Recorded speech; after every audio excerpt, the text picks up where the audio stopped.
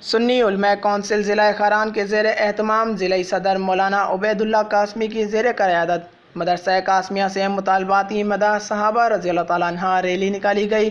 Rally میں جمعیت علماء اسلام نظریاتی اور جمعیت طلبہ اسلام کے رہنماؤں نے بھی شرکت کی۔ ریلی کے شرکاء سے خطاب کرتے ہوئے علماء کرام نے حکومت وقت سے مطالبہ کیا کہ سیدنا عمر فاروق رضی اللہ تعالیٰ عنہ کے یوم شہادت کو عام تعطیل کا اعلان کر کے سرکاری سطح پر منایا جائے۔ صحابہ کرام خصوصاً خلفائے راشدین نے اسلام کے لیے بہت قربانیاں دیں، لیکن آج کے مسلمانوں کو صحابہ کرام کے بارے میں نہیں معلوم۔